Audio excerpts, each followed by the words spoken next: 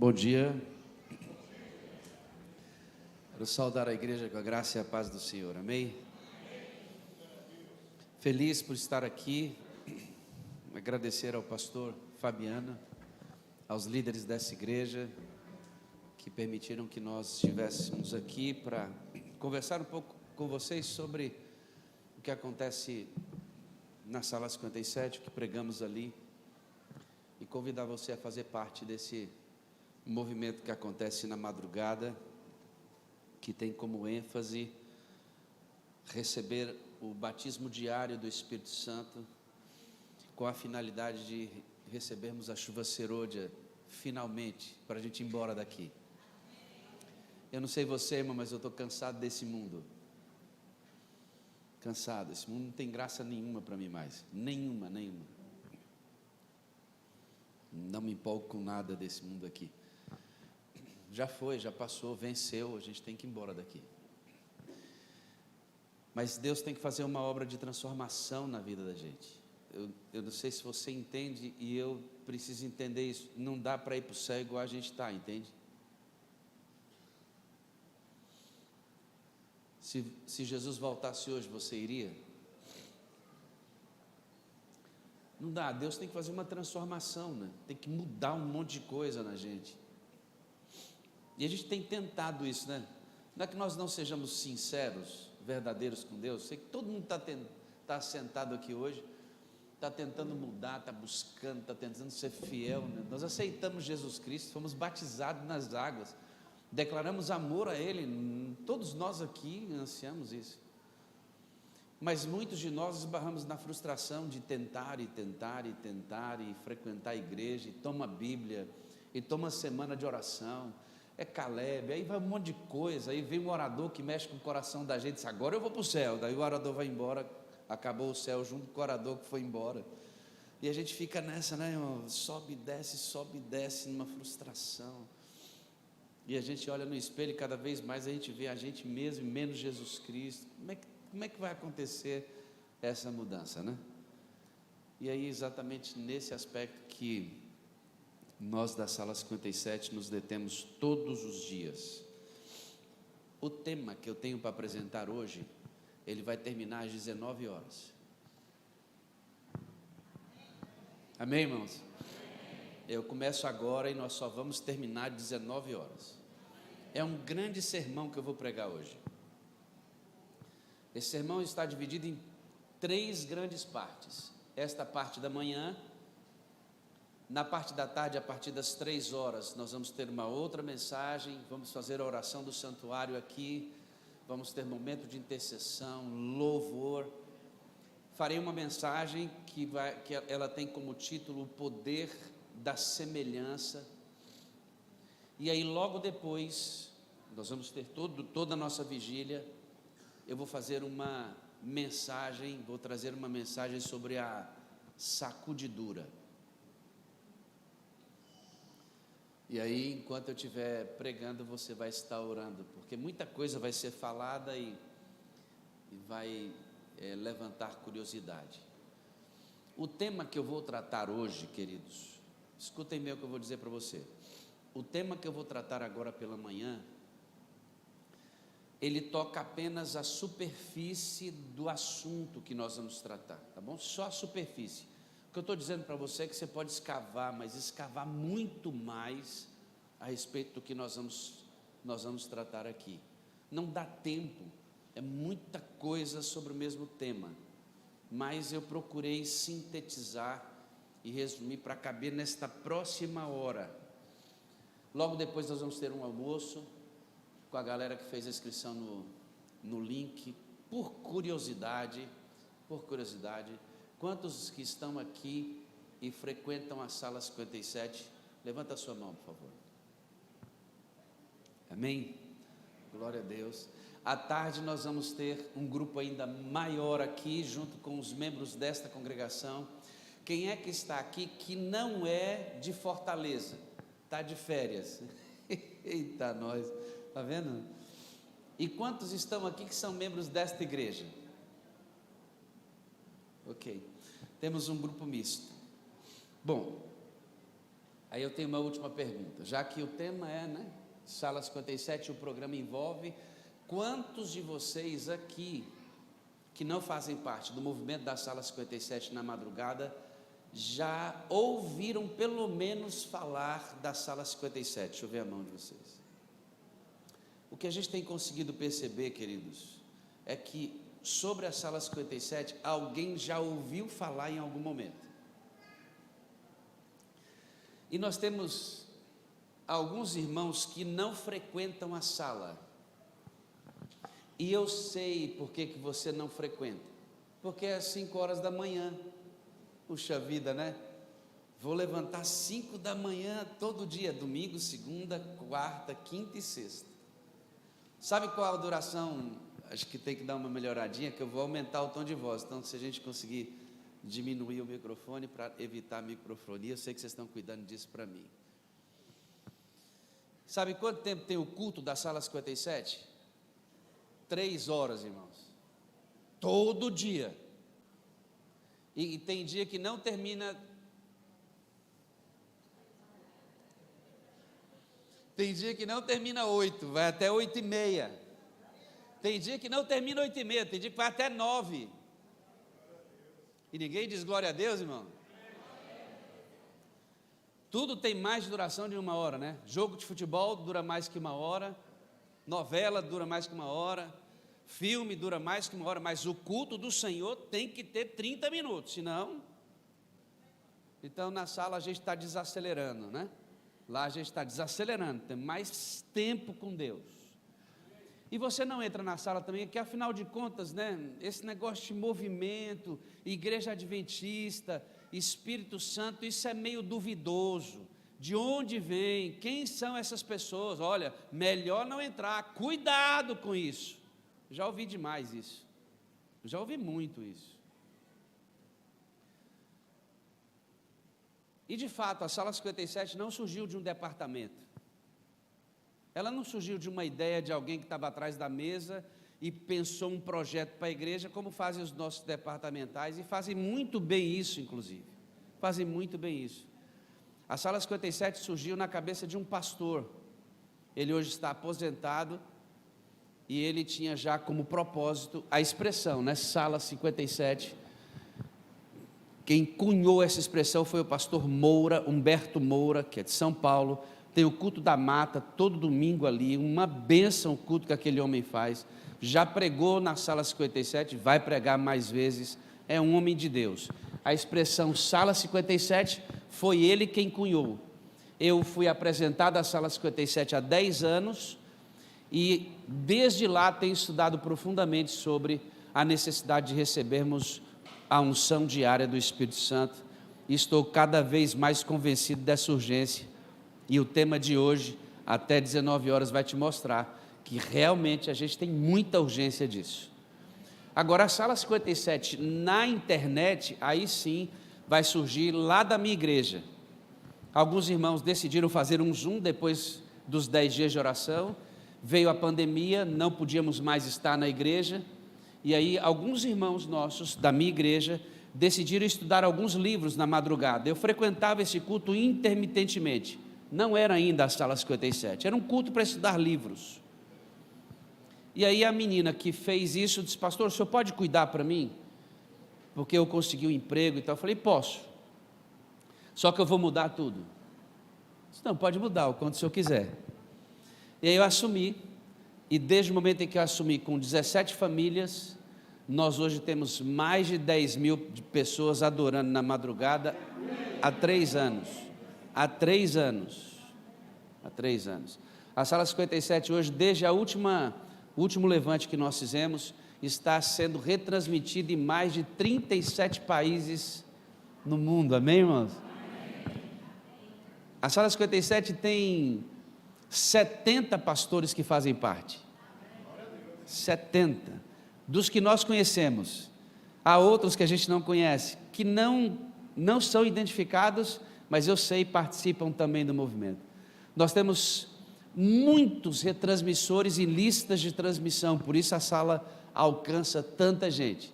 Em especial nós temos os moderadores, que nos ajudam muito, e temos alguns deles aqui. Menininhos e menininhas, levante a mão, por favor. Moderadores. Está ali, está ali. Tem gente lá atrás, lá em cima. O Rogerão está tirando foto. Nós temos administradores, intercessores. Há muita gente. Eu vou passar um vídeo para você que nunca entrou na sala 57, para você entender hoje a dimensão e a extensão e a importância dessa sala. Neste vídeo, você vai ver a presença do pastor mundial da igreja. Ele está no vídeo, inclusive prega nesta vigília para a gente. Pastor Ted Wilson, presidente mundial da igreja, pregou em uma das nossas vigílias. Quem o traduziu foi o Williams Costa Júnior.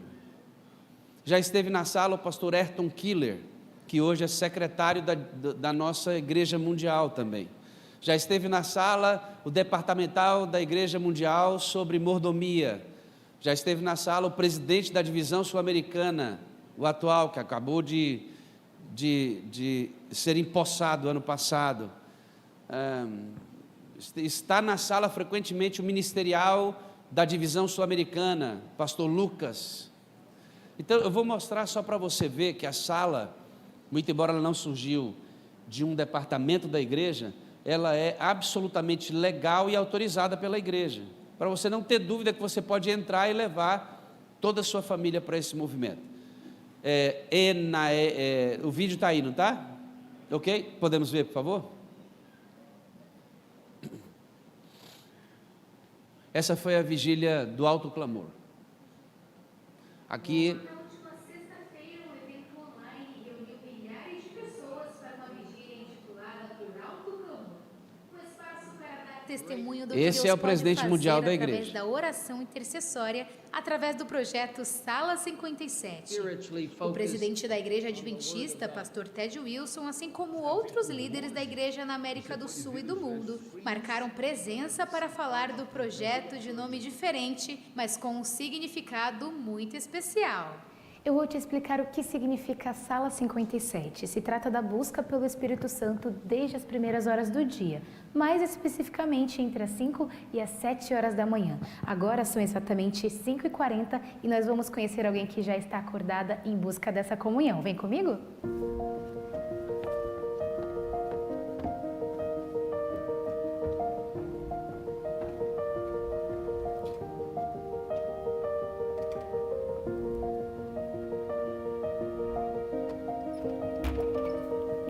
Oi, Jana, bom dia.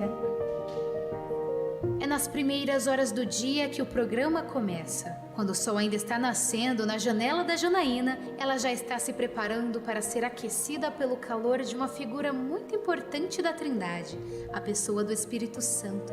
Na parede do quarto, vemos algumas experiências incentivadas pela sala, Quarto de nomeada guerra. por Quarto de Guerra. É incentivado que cada um tenha o seu quarto de guerra, porque é o nosso cantinho de guerra com Deus mesmo e contra as lutas também que a gente enfrenta do nosso dia a dia, guerras espirituais. E nós somos incentivados a colocar aqui não só as coisas que a gente deseja, mas também nome de pessoas por quem a gente está orando, que é o incentivo da oração intercessória.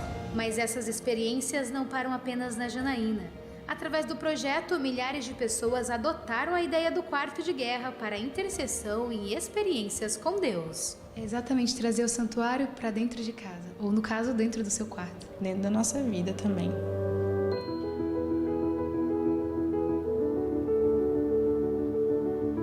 A repercussão do link da Sala 57 é um outro motivo de oração. A Anne recebia o link diariamente de uma prima e, após muitas semanas de resistência, decidiu abrir e participar. E como resultado, ela e a família decidiram entregar a vida a Deus através do batismo. Quando eu fui na loja comprar o sapato, todo mundo ficou assustado, porque eu falei que não queria um sapato que fosse clarinho, porque era uma pessoa que ficava na rua e que, né, para não sujar, não parecia muita sujeira. Como assim você vai dar esse sapato para uma pessoa moradora de rua? Eu falei, pô. E como as pessoas se assustam com coisas que deviam ser normais, que deviam ser o nosso dia a dia, né? Não porque eu tenho que fazer isso, mas é algo que o Espírito Santo, quando você acorda e pede para Ele guiar seu dia, para Ele direcionar, para que tudo seja através dEle, quando você acorda e faz isso, Ele te move, e aí a hora que você vê, você já está fazendo. A gente tem o costume de achar que se eu fiz uma oração e Deus respondeu com sim, é porque eu estou mais próximo de Deus. Mas não, a gente aprende que, apesar do não de Deus e do silêncio, a gente também pode ter a certeza de que Ele está com a gente. Pessoas que estavam desaparecidas, no outro dia, 2 dias depois, foram encontradas. Tudo através das orações, nós clamamos a Deus.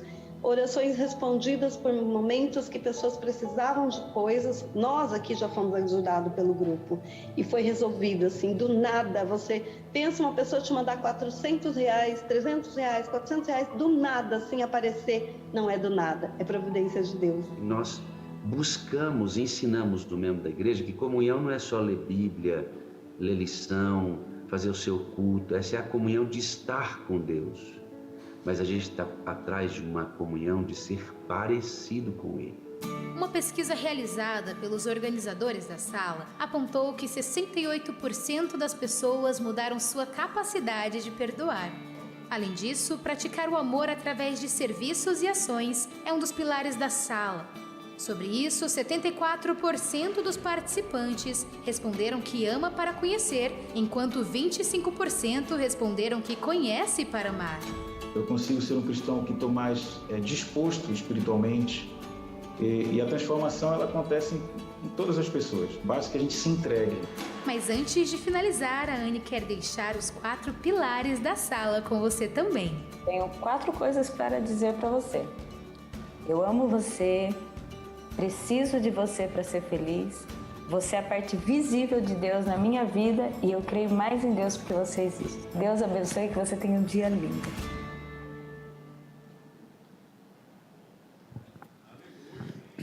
Essa matéria foi feita pela Novo Tempo, logo depois da vigília, o alto clamor. Amém? Para você que não conhece a sala, conhecer e você ter toda a certeza que você pode entrar ali, que é um lugar seguro. E você vai ser muito abençoado indo para lá. Vamos orar? Eterno Deus, agora vamos abrir o texto sagrado. Há nesta igreja aqui crianças e também idosos, todas as gerações aqui dentro, com capacidade de absorção de conteúdo diferente.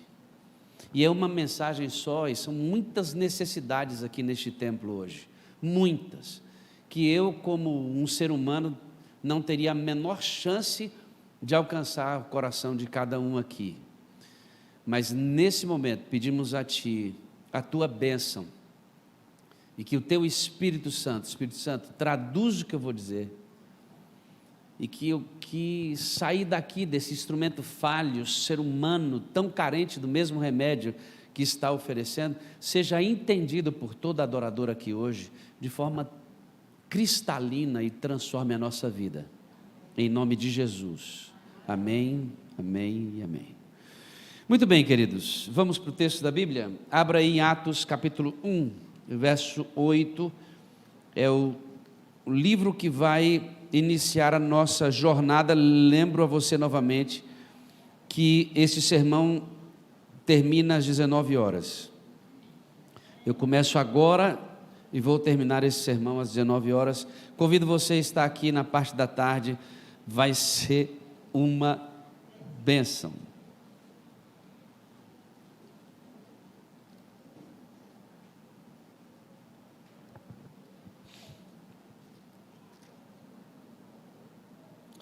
Atos capítulo 1, verso 8 diz: mas recebereis poder ao descer sobre vós o Espírito Santo, e ser-me-eis minhas testemunhas tanto em Jerusalém, como em toda a Judeia e também em Samaria.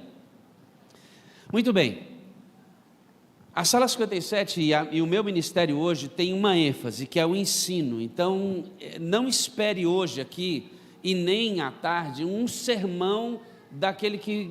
eu vou dar uma aula, serão várias aulas hoje, né? Tem cara de aula isso, então fica ligado que você não pode perder o fio da meada. Então é uma aula, é um tempo de ensino. O primeiro texto que eu quero que você leia depois desse é o que está na tela, que diz assim, ó: põe a sua esperança no Senhor, ó Israel, pois no Senhor há amor leal e plena redenção. Você sabe como Deus salvou você? Você pode explicar como Deus salvou você? Você consegue explicar isso? Não? Consegue? Eu sei explicar como Deus me salvou, passo a passo. Eu sei me relacionar com Deus, passo a passo, e sei como fazer para que Ele continue processando a salvação na minha vida. Você sabe? Se você tiver um remédio que salva a sua vida e você não souber tomar o remédio, o que vai acontecer com o remédio? Será ineficaz, certo?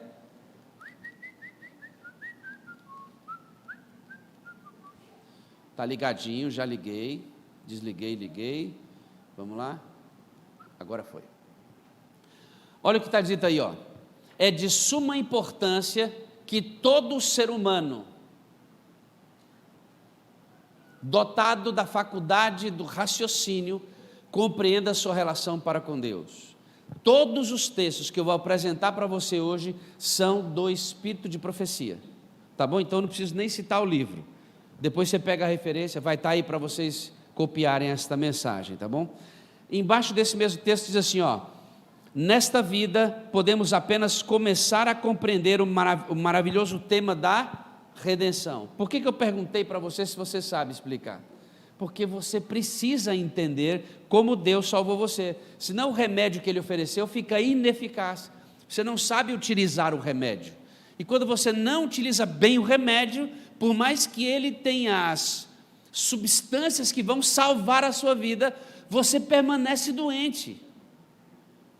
Então, por isso é muito importante estudar sobre o tema da redenção, que é o que eu vou passar por cima hoje. Redenção é o ato ou efeito de redimir ou remir, que significa libertação, reabilitação, reparo, não é isso? E salvação.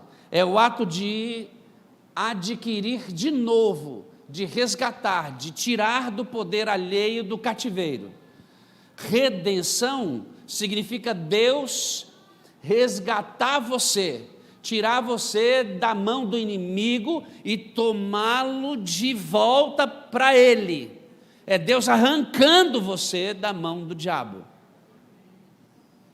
Todos os que nascemos nessa terra, nascemos criatura, reféns da influência do inimigo. Só voltamos a ser filhos de Deus quando aceitamos Jesus como Salvador. Por isso eu tenho que entender o plano, como este plano foi desenvolvido e como ele me salva.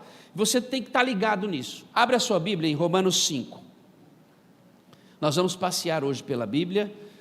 Como eu disse para você, apenas um resumo do que nós vamos tratar aqui. Depois estude muito mais, tá? Bom, vamos ver o que acontece aqui nesse texto, no versículo 17 em diante. Se pela ofensa de um e por meio de um só, Romanos 5, verso 17. Se pela ofensa de um e por meio de um só reinou a morte, muito mais os que recebem a abundância da graça, o dom da justiça, reinarão em vida por meio de um só, a saber, Jesus Cristo. Entenderam ou não? Por meio de Satanás veio a morte, ele tentou Adão e Eva, por meio dele chegou até nós, mas por meio de Cristo ele nos devolve a vida. Amém? 18. Pois assim como por uma só ofensa veio o juízo sobre todos os homens para a condenação, assim também por um só ato de justiça veio a graça sobre todos os homens para a justificação que dá vida. Amém? Quando você achar bom o texto falar com você, diz assim, amém. Pode falar, irmão, sabia? É bom falar amém, né? Porque o verso 18, porque como pela desobediência de um só homem, muitos se tornaram pecadores, assim também por meio da obediência de um só, muitos se tornarão justos. Amém? Sobreveio a lei para que avultasse a ofensa, mas onde abundou o pecado? Repete, irmão, onde abundou o pecado? Eita, glória a Deus, se não fosse assim, hein, irmão, todo mundo perdido, amém? Esse texto está dizendo assim, ó, você tem capacidade de pecar? Aí Deus olha para você, eu tenho maior de perdoar. É por isso que a gente é salvo, senão não tinha chance para ninguém, Vamos continuar? O verso 21, a fim de que como pelo pecado reinou, assim, a fim de que como o pecado reinou pela morte, assim também reinasse a graça pela justiça para a vida eterna, mediante Jesus Cristo, nosso Senhor, amém? Então, Romanos 5, verso 17 até 21, revela que o Filho de Deus é o centro do grande plano da redenção, que abrange todas as dispensações ou períodos. Ele é o Cordeiro que foi morto desde a fundação do mundo. E sabe o que me impressiona em Deus, filha? Em Deus me impressiona o seguinte: Ele criou a gente, e quando o homem pecou, se reuniu Deus, Jesus Cristo, o Espírito Santo, falou assim: o que a gente vai fazer agora? Eles pecaram, eles foram pegos de surpresa? Não, não, esse plano já estava fundamentado antes mesmo do homem cair. Isto é amor, irmão. Porque se fosse eu que fosse criar você, olhando o prejuízo que você ia me causar, eu não teria criado você, e nem você teria me criado, isso é certo. Mas Deus, antevendo o prejuízo que eu e você causaria, nele Deus, mesmo assim, Ele criou você. Sabe o que é isso, filho? Amor incondicional. Bem diferente do amor que nós praticamos diariamente, não é?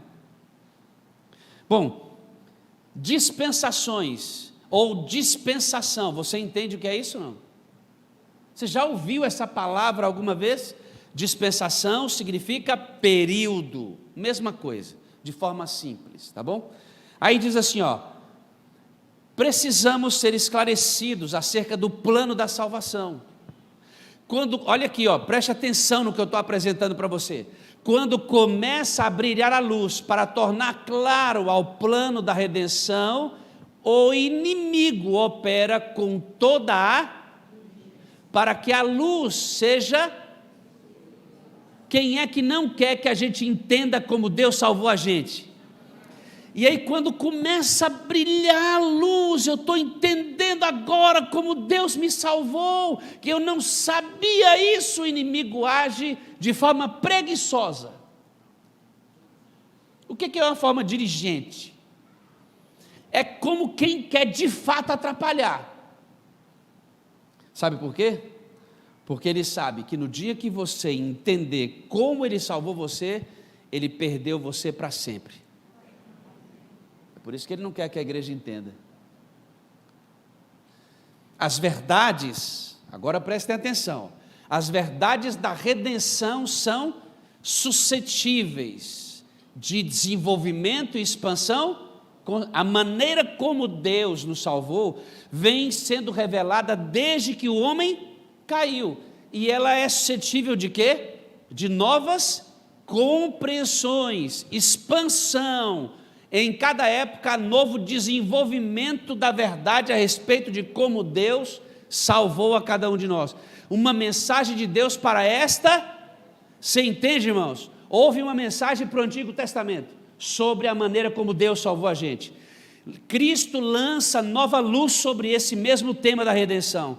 E quando Cristo vai embora, uma nova luz é enviada sobre o mesmo plano, progressivo processo do conhecimento. Isso significa que cada era as pessoas tinham a compreensão de como Deus as havia salvado, e eles agiam e se correspondiam com esta verdade a partir da revelação para o seu tempo. Isso significa que no Antigo Testamento as pessoas de lá tinham um comportamento, e nós vamos ter um comportamento diferente do deles, porque nós vamos fazer coisa que eles não faziam, porque não era necessário.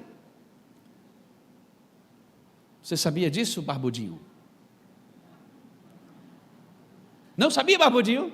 Vai aprender mais hoje, amém? Continuando lá, diz assim, ó, as velhas verdades são tão essenciais, A nova verdade não é independente da antiga, mas um desdobramento dela. Ou seja, Deus está, desde que o homem pecou, montando um quebra-cabeça. Ele está ansioso para salvar você. E a cada era Ele monta um conjunto de informações para você entender melhor. E para eu entender melhor. Mas é um remédio que salva a sua vida, amém? Se você não souber tomar o remédio, está morto. O que eu estou querendo dizer para você, amado, é que se você está na igreja e não entende como Deus te salvou, você vai se perder, irmão, mesmo frequentando a igreja, mesmo sendo batizado ali, mesmo estudando a lição de escola sabatina, mesmo sendo adventista 30, 40, 50 anos, se tomar o remédio errado, está morto, irmão. Eu quero compartilhar com você como tomar corretamente o remédio. Essa mensagem é a bula. Começando com a primeira promessa evangélica, que primeira mensagem evangélica é essa? Que promessa evangélica é esta? Gênesis 3, e o que Gênesis 3, verso 15 diz? Que Jesus ia esmagar a cabeça quem é a serpente? Ele foi vencido, amém? Já está declarado isso, desde que Adão e Eva saíram do Éden, Jesus já era vencedor. E glória a Deus, hein, irmão? Que Deus tremendo a gente tem, irmão. Começando com a primeira promessa evangélica e vinda através da era patriarcal. Que era patriarcal é essa? Antigo Testamento. E judaica, que época é esta? A época de Jesus, quando ele surge, judaísmo, e até o presente. Que presente é esse? Nós. Tem havido um desenvolvimento gradual dos propósitos de Deus no plano da redenção. Entendem isso? Lá no Antigo Testamento, eles conheceram como Deus iria salvar a vida deles, se relacionaram com essa promessa a partir da luz que tinham. Cristo veio, o povo judaico viu, rejeitou a Cristo e surge o movimento do cristianismo. Depois disso, vem a nossa era, em cada era, um desenvolvimento gradual do tema do remédio para salvar a nossa vida. E eu e você precisamos entender isto. Pastor, aonde está isso mais resumidamente? Portanto, vão e façam discípulos de todas as nações, batizando-os em nome do Pai, do Filho e do Espírito Santo. A época do Pai é a era do Antigo Testamento, amados. No Antigo Testamento não tinha essa ideia de Pai, Filho e Espírito Santo. Isso entra com o desenvolvimento do cristianismo no mundo grego. E os gregos trazem esta visão de Deus, Pai, Filho e Espírito Santo, que está abundantemente revelado no Novo Testamento. Eles são vistos claramente ali. Essa era a época que o nome de Deus não era nem pronunciado. Tão sagrado que é o nome de Deus. A época do Pai. Vem a época dos judeus. Jesus nasce, cresce, assume seu ministério em 3 anos e meio, morre, vai aos céus e hoje está no santuário celestial, intercedendo por nós, amém? E qual é a nossa era?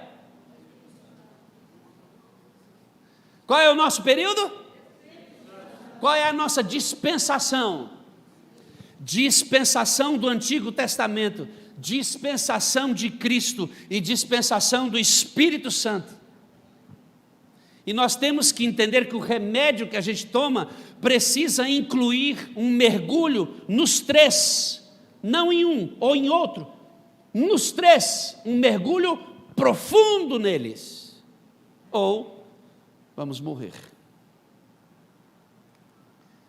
Disse, não tenho tempo, preciso fazer com que nesta hora eu apresente esse tema do início da mensagem, que vai terminar às 19. Se eu fosse você, não dormiria hoje. O serviço sonário, irmão, cuidado com ele. Amém, crente? Amém, né, irmão? Fala assim, repete, eu não vou dormir hoje. Eu vou para a igreja. à tarde, adorar, celebrar, me alegrar com minha salvação, amém? Eu vou. Eu quero é ver, irmão. Quero é ver. Meu amigo, 2h30 eu vou estar ajoelhado orando pela sua cama. E ela vai começar a tremer. O que está acontecendo aqui? Sou eu orando. Você tem que vir para a igreja, irmão. Você tem que ouvir o resto dessa mensagem. Amém? Aonde a gente chega para o crente vir para a igreja, irmão.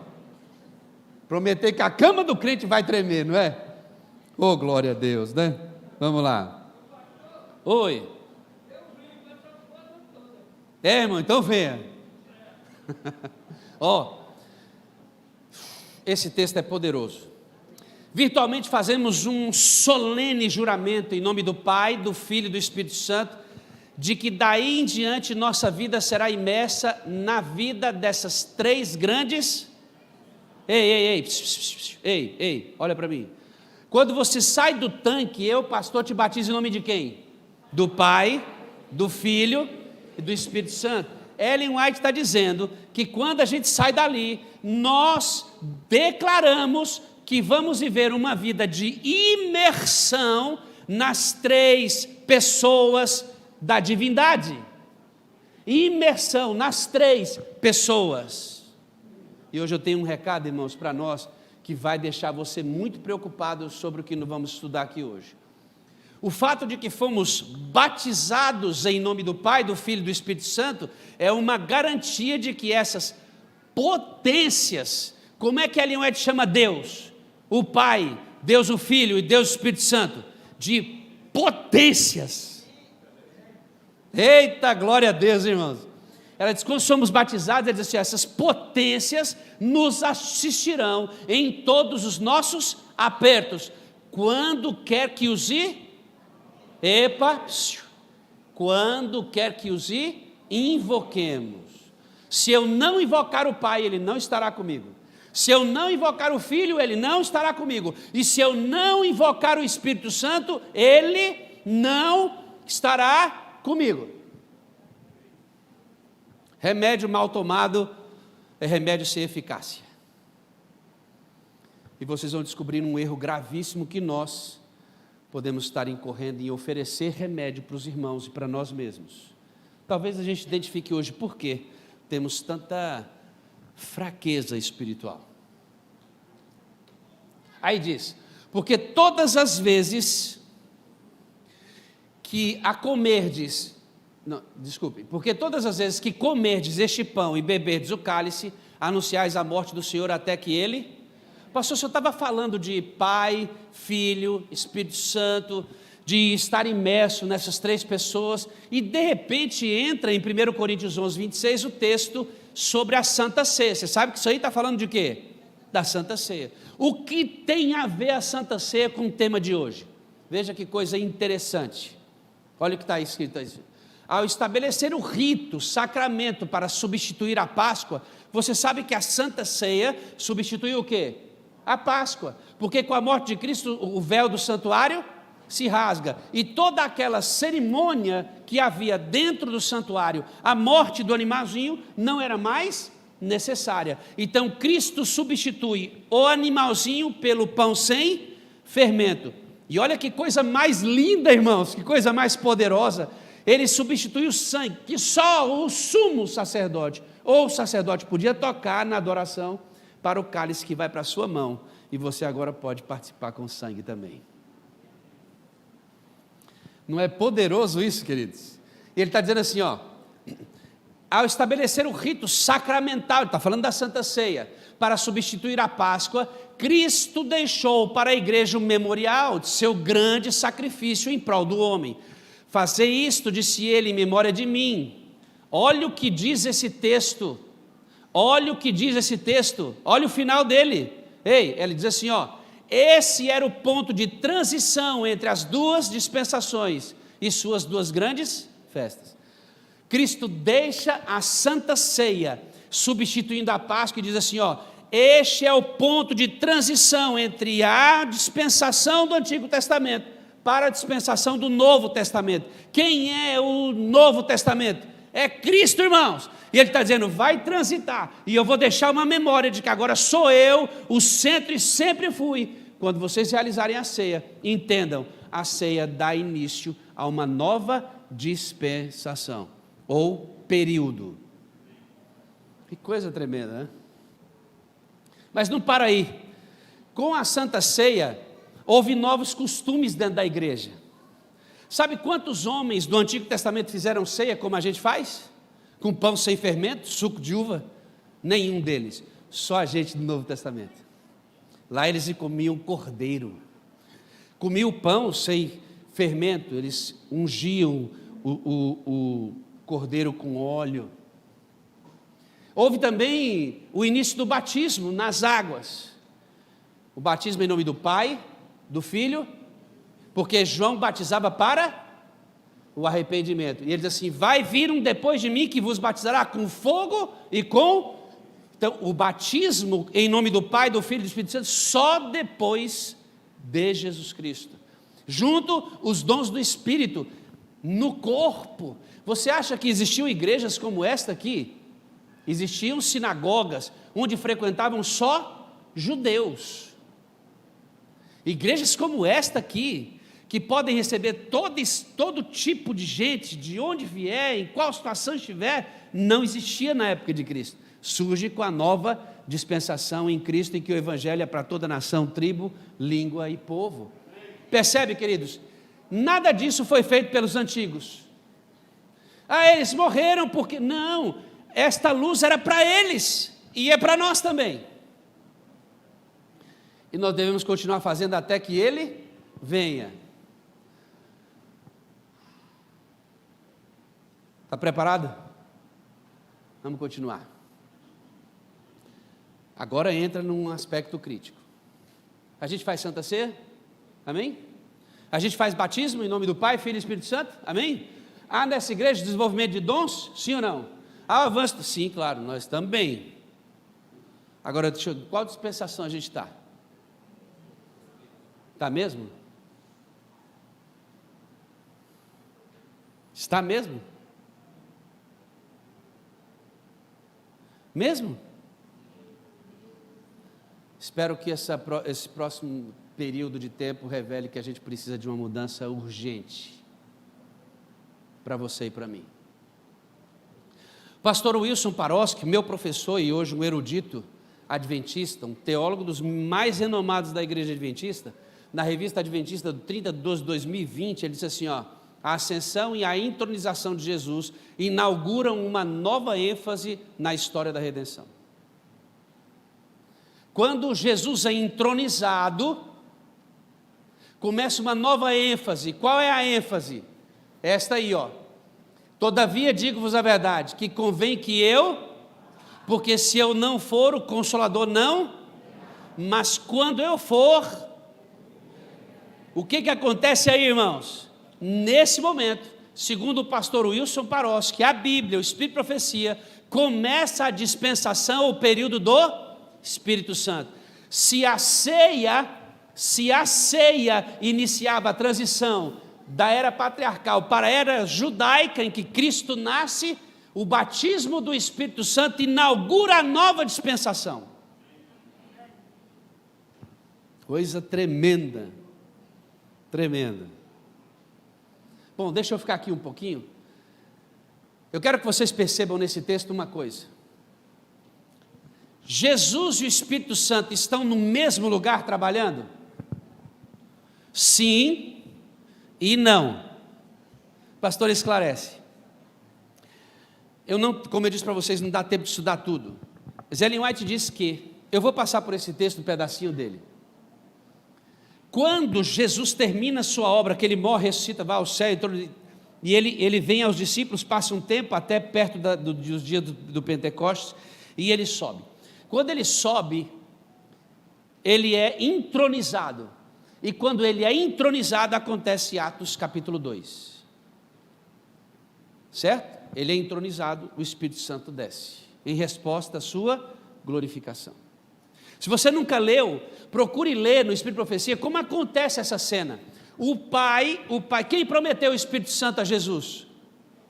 o próprio Pai, ele entrega o Espírito Santo a Cristo e Cristo derrama sobre sua igreja. Leia, é lindo Ellen White escrevendo isso.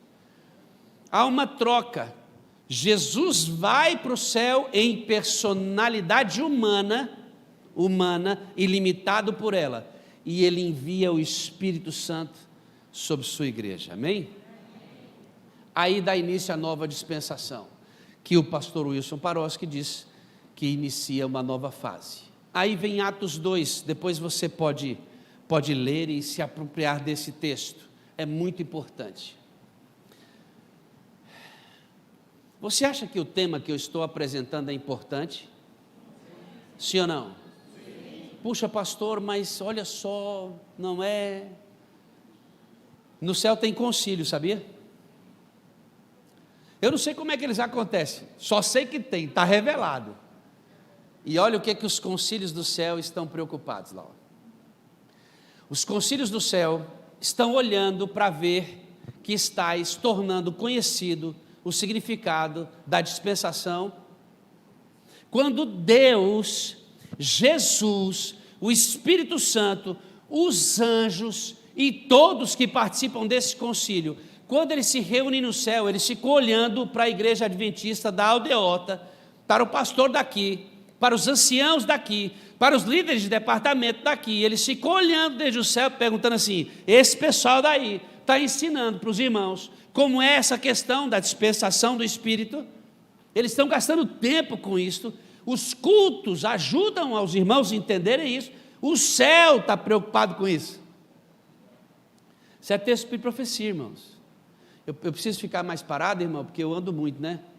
Atrapalho vocês, né? Vou ficar mais aqui, pertinho, é? Tá bom. É que eu atrapalho esses negócios de... eu sofro com o culto filmado, porque se não fosse, já estava no meio da igreja. Eu estou aqui me segurando, irmão. Vamos lá. Os concílios do céu estão olhando para ver se está se tornando conhecido o significado da dispensação do Espírito Santo.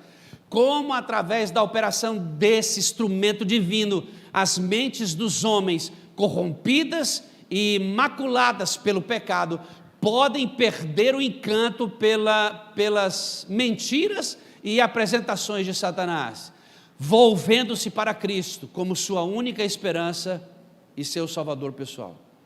O céu está preocupado com o quê? Se a igreja da Aldeota conhece a dispensação do Espírito e como ele trabalha dentro do ser humano, o céu está preocupado com isso. Será que você devia se preocupar como líder dessa igreja? Só que tem um problema. E eu vou para o final desta apresentação e vou ler um texto com vocês, e aí vamos continuar às 3 horas. O Espírito Santo é o representante? Quando um representante está presente, é porque quem é o oficial não está, certo? Então Cristo não é o centro, ele enviou quem? Porque Cristo está onde agora? Irmãos, Cristo não está aqui pessoalmente, ele está por meio do Espírito Santo de Deus, e isto é fundamental para entender que você deve ser salvo entendendo isto. Você sabe de uma coisa? Eu vou revelar para vocês. Muito tempo eu andei frustrado na minha vida cristã, muito tempo, porque eu queria ser fiel a Deus, eu queria ser amigo de Jesus, só que eu imaginava, irmão, que a minha ligação com Jesus era direta, que eu não precisava do Espírito Santo para estar com Cristo. Nunca eu entendia isso. E aí eu olhava, pregador vinha, e eu falava assim, glória a Deus, agora vai, vou abandonar meus pecados, vou ser santo, vou andar na presença de Deus, e não dava conta, sabe por quê? Eu tentava direto com Cristo. E aí está dizendo que não, ele envia um representante. Você só pode estar ligado a Cristo se for por intermédio do Espírito Santo de Deus. A igreja precisa entender isso, irmãos, isso é fundamental. Olha o que diz aí, ó. O Espírito Santo é o representante de Cristo, mas despojado da personalidade humana e dela. O Espírito Santo tem personalidade humana? Não. E Cristo? Olha o que diz lá, ó. Cristo, vou voltar. O Espírito Santo é o representante de Cristo, mas despojado da personalidade humana e dela independente. Limitado pela humanidade, Cristo não poderia estar em todas as partes ao mesmo tempo, certo? Em pessoa. Pelo Espírito, o Salvador seria acessível? Repete isso aí, irmão. Pelo Espírito. Irmão, repete isso. Repete. Pelo Espírito, o Salvador seria acessível. Ei, uma igreja que não tem o Espírito Santo de Deus pode parecer igreja, mas não está ligada ao Salvador.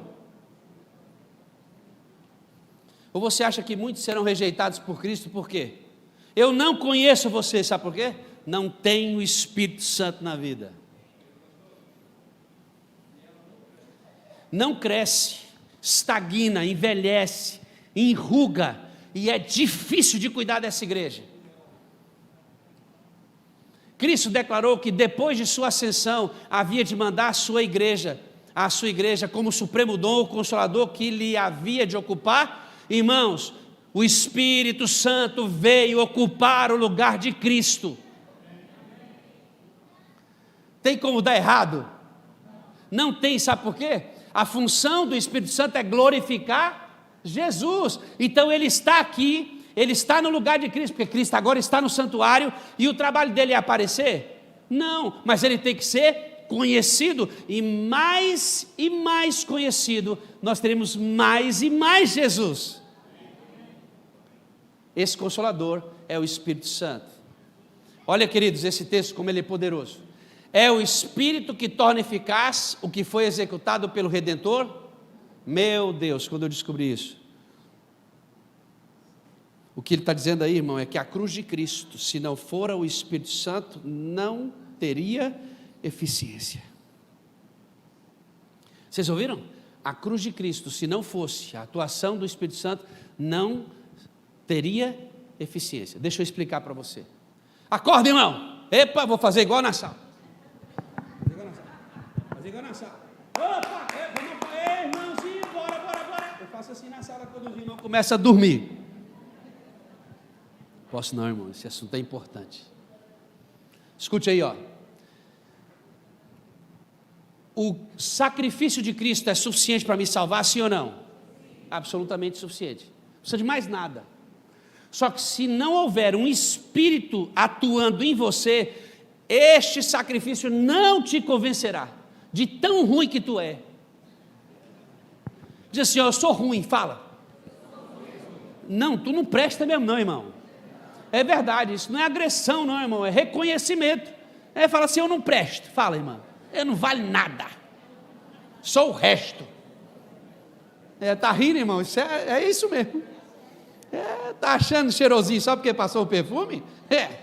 Não, ó, nós... A única chance, irmão, de você olhar para a cruz e falar assim, eu quero aceitar Jesus, é que o Espírito Santo lhe convença. Se ele não fosse enviado, você não seria convencido, irmão. É do Espírito Santo, é pelo Espírito Santo que a operação, que o coração, porque aqui é melhor para eu ler, mas não vou ficar de costas não. É pelo Espírito que o coração é purificado, pelo Espírito que o crente se torna. Cristo deu seu Espírito como para o quê? Todas as hereditárias e para que o mal, para o mal e para imprimir seu caráter, é privilégio de todo filho e filha de Deus ter o quê? Mas a gente está com um problema grave, irmãos, e eu vou ler para vocês. A dispensação em que vivemos deve ser para os que pedem a dispensação do Espírito. Na época de Jesus, ninguém pedia o Espírito Santo. Mas quando ele foi, qual foi a ordem que ele deu? Os antigos não pediam, mas no desdobramento da luz, no desenvolvimento das dispensações, em nossa época, irmão, no período do Espírito Santo, você só vai ter atuando dentro de você, irmã, se você pedir.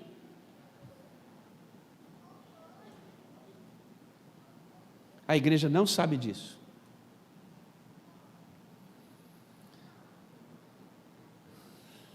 pedir-lhe a bênção, o Senhor espera que o façamos. Quem é que está esperando que você peça? Esse Senhor aí quem é? Jesus, irmãos. Ele não foi quem vai me mandar o Espírito, está esperando assim, vai pedir não? Você quer vencer seu pecado, não quer? Não vai pedir o Espírito não, eu falei para pedir. Você quer vencer a masturbação, filho? Os jovens que estão me ouvindo aí, quer vencer? Pede o Espírito. Quer vencer a mentira? Tem uns crentes que é rápido para mentir, né? A língua é voraz. Quer vencer a mentira? Pede o Espírito, crente. A gente não pede. A gente fica tentando imitar. Cristo já mentiu alguma vez? Então eu não vou mentir igual Jesus. Crente, para você não mentir igual Jesus, você tem que pedir o Espírito. É uma necessidade do período em que vivemos. Ainda não empreendemos essa tarefa com todo, que tarefa? De pedir o Espírito Santo. Pois se vós, sendo maus, sabeis dar boas dádivas aos vossos filhos, quanto mais dará o Pai Celestial, o Espírito Santo, àqueles que lhe... Quem? Para quem? Pastor, então todo mundo não tem o Espírito Santo? Tem, sabia? Aqui deve ter alguma zona de meretriz, não tem? Lugar onde as mulheres vendem o corpo? Tem ou não tem? Deve ter em algum canto aí. O Espírito Santo trabalha lá? Dentro delas? Não. O Espírito Santo trabalha de fora para dentro delas, efetuando o querer, convencendo. Ei, você tem que deixar de ser prostituta. Ele fala para ela. Mas para que ela tenha desejo de imitar a Cristo, só quando o Espírito Santo é recebido? E quando é que ele é recebido dentro? Quando pede. Mas o pessoal lá do Antigo Testamento não pediu. Não era necessário. No desdobramento das dispensações, nossa época exige isso. O poder de Deus, olha o que ela diz aí, irmãos. O poder de Deus espera seu pedido. O Espírito Santo está pedindo, está esperando o seu pedido, para que ele então comece a transformar você. Cristo, o grande mestre, agora esse texto aqui, queridos, é para fechar a conta.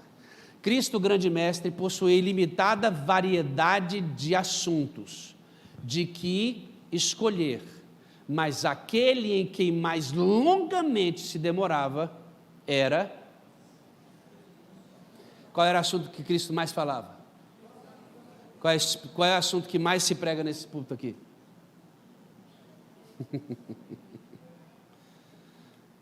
Qual era o assunto que Cristo mais pregava? Qual era o assunto que ele mais desdobrava sobre ele? Qual é o assunto que mais se prega aqui? Aqui nesse púlpito? Não é sobre ele. Não é aqui, é em todo lugar. Agora, pasmem, olha isso. Quão grandes coisas predisse ele, Cristo, para a igreja em virtude desse dom.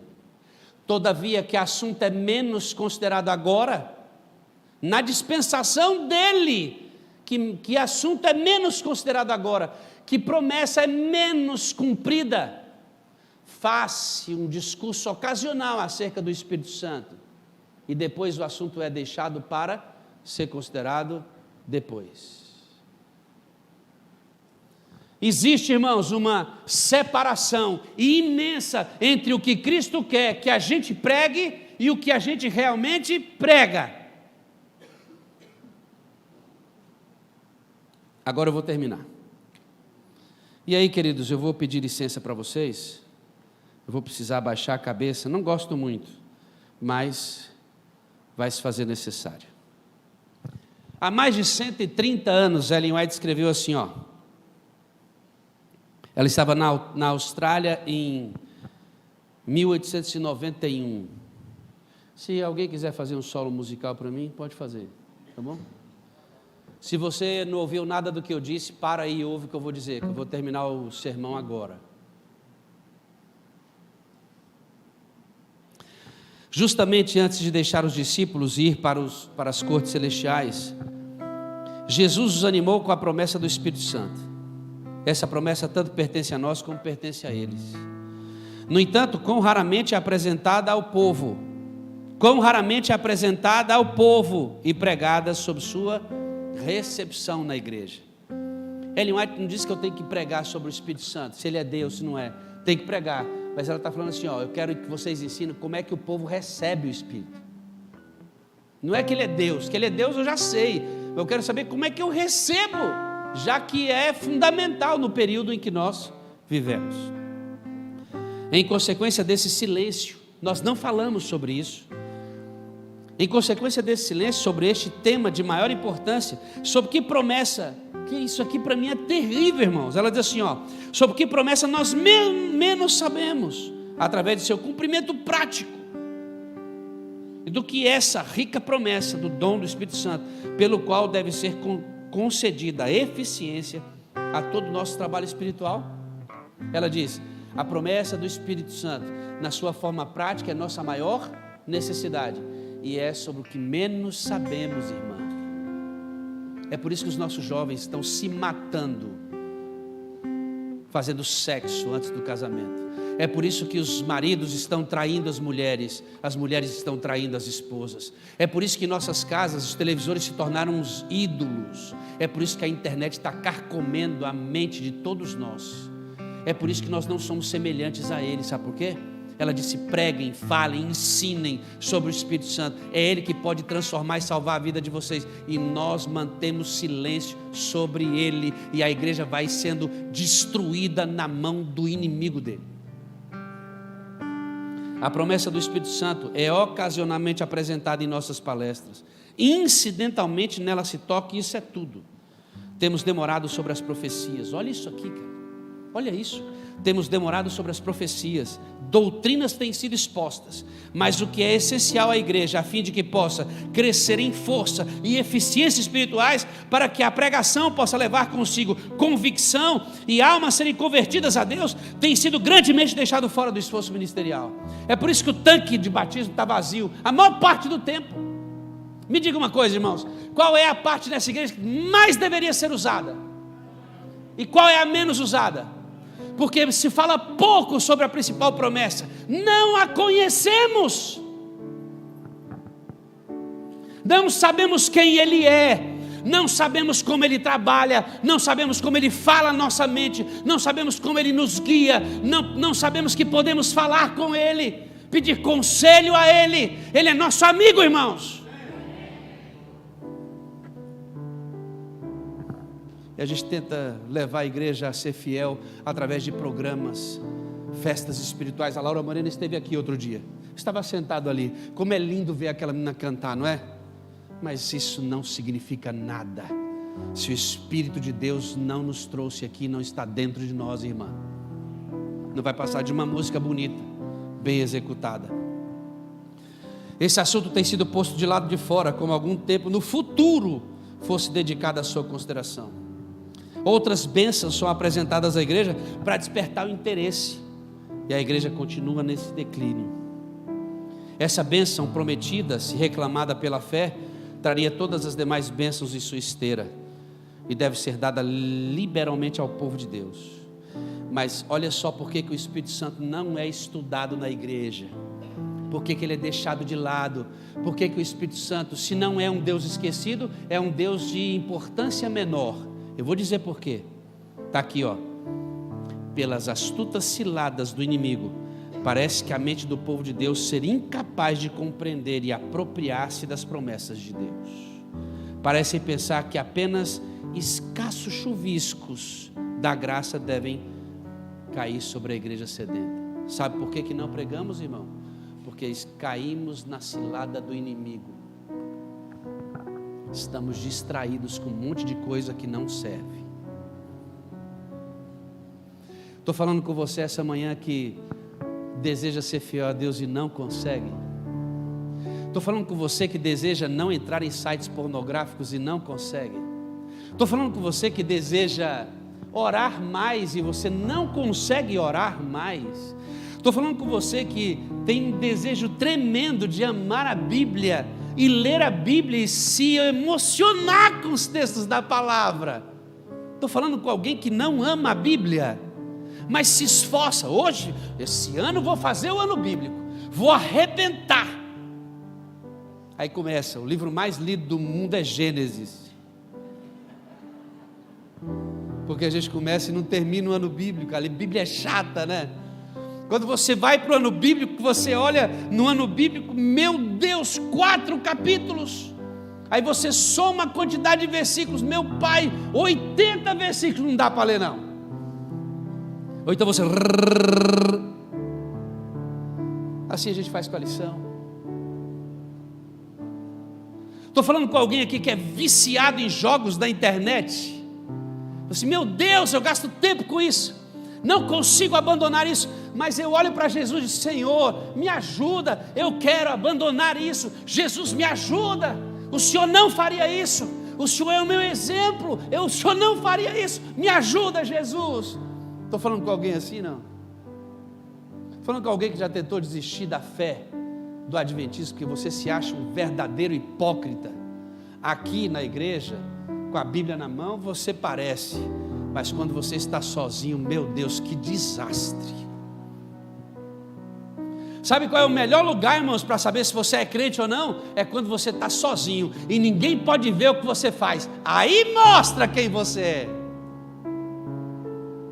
Aí quando você está sozinho, você percebe o quanto você está longe de Deus. Não dá um desespero em você não, irmãos? Quer ver como é que dá desespero? Quantos aqui querem ir para o céu? Diz amém. Quantos aqui entregaram a vida a Jesus? Diz amém. Aí dá um desespero, porque a gente fez tudo isso e sabe que não está indo para o céu. Você sabe que você não é um adolescente fiel a Deus. Você sabe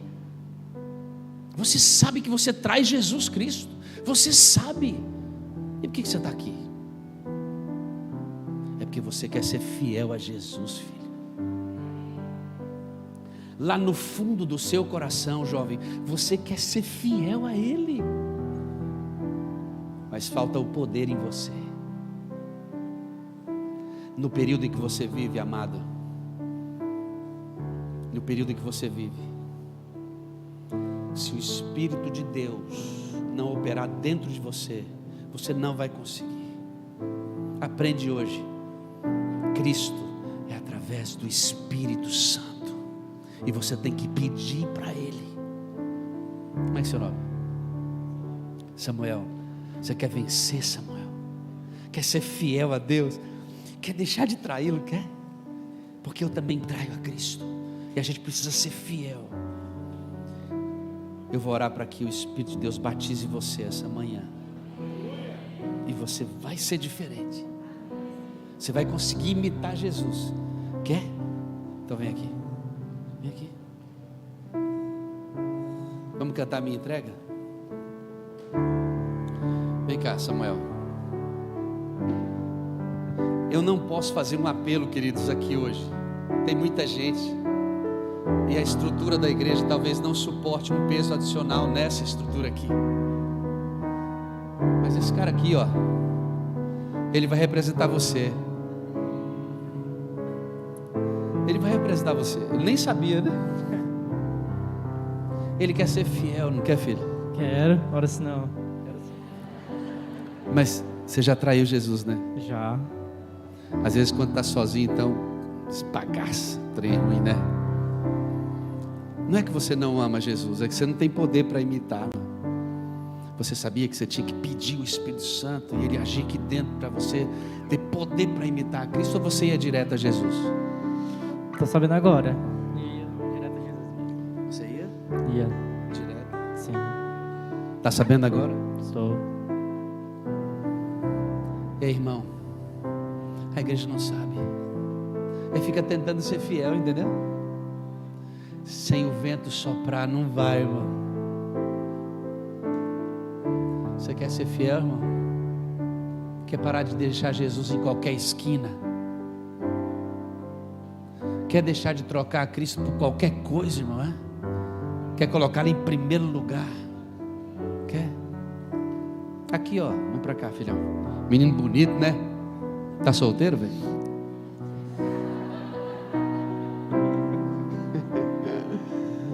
Irmãos, eu quero lotar igrejas, eu quero lotar estádios, pregando sobre Ele. Por muitas vezes eu saí de semanas de oração em que o orador pregava, eu dizia assim, mas eu quero muito Jesus Cristo, mas ele nunca tinha me dito que era por meio do Espírito, e eu quebrava a minha cara. Eu quero ajudar muita gente a descobrir a plenitude da vida cristã. Andai no Espírito e vocês vão vencer as concupiscências da carne. Olha lá, ó, o que está escrito lá? Digo, porém, andai no Espírito e jamais satisfareis a concupiscência da carne. Hoje começa uma nova história na sua vida, amigo. Você será um adolescente quase jovem que será cheio do Espírito Santo de Deus, porque nesse período você vai começar a pedir todo dia e Ele vai operar de dentro para fora. Tá bom? Vamos ouvir essa música? Você que deseja ser movido pelo Espírito, você vai se levantar. Eu gostaria de todo mundo aqui na frente, mas você vai se levantar onde você está, e nós vamos erguer a mão para o céu e vamos pedir a unção do Espírito, junto com Samuel, para a gente não trair Jesus mais. Amém? Vamos cantar então, queridos. Vamos ficar aqui de ladinho. Deixa Deus falar com você. Agora é hora do Espírito Santo entrar na sua vida, tá bom? Depois eu vou impor a mão sobre a igreja e vou pedir para você que está na internet e aqui também, para receber o Espírito Santo essa manhã.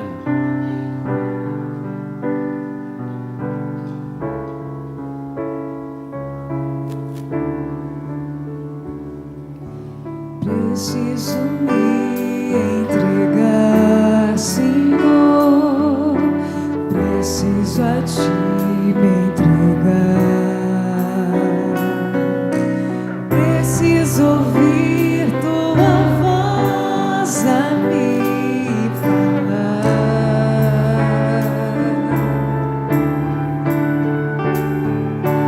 Não tenho nada a Te oferecer, somente um coração impuro e pecador.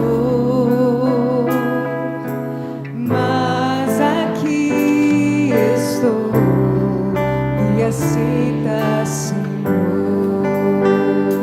Cante com o seu coração repleto de alegria, vai. O Senhor Deus quer ouvir você. Entrega seu coração para o Espírito Santo essa manhã, toma conta de você.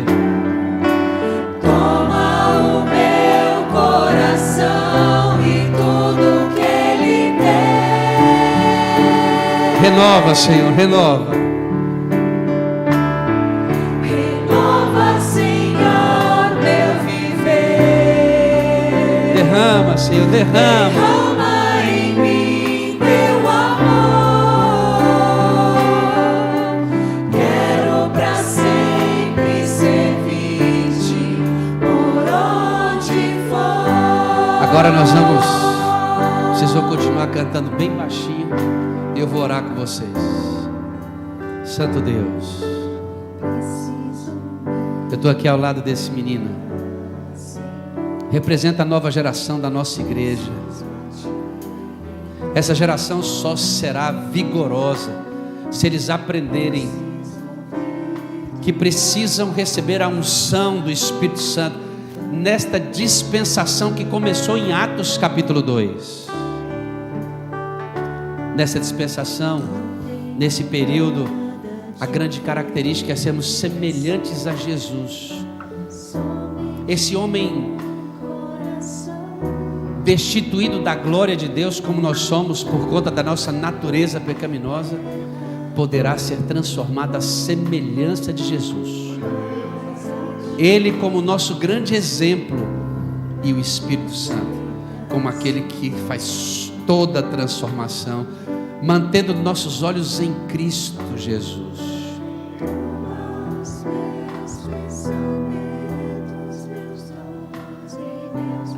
Toma tudo que somos, tudo que temos.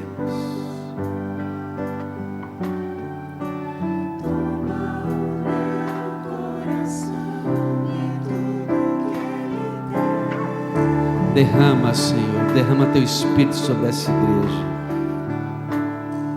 Renova, Senhor, meu viver. Derrama em mim teu amor.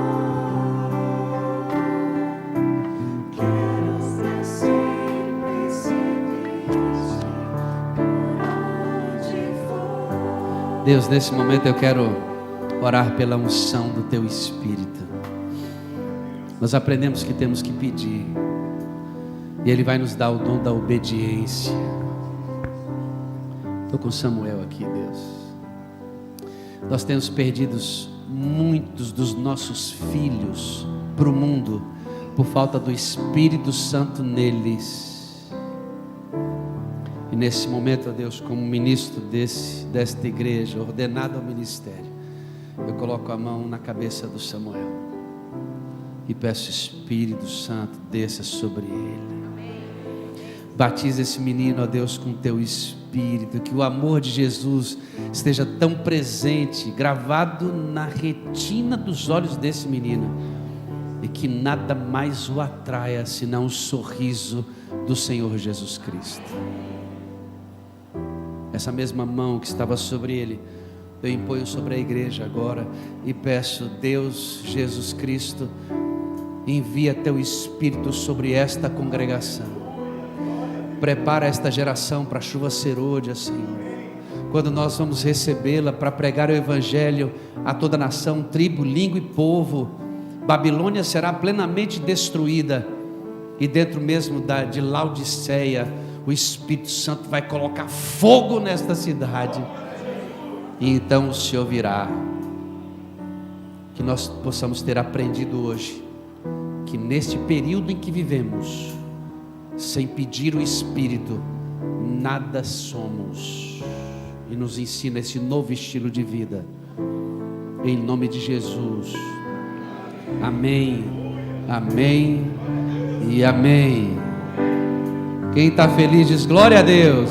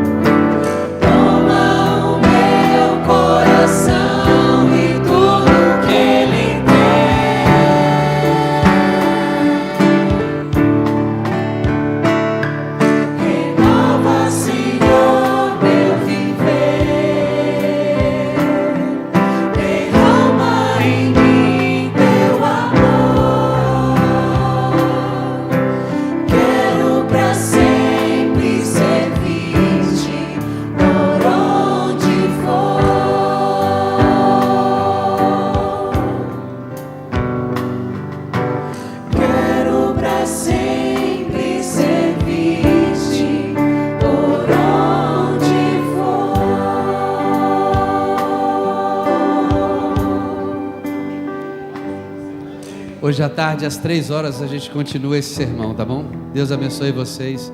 Um bom almoço. Lembra que 2h30 a cama vai começar a tremer. Até daqui a pouco.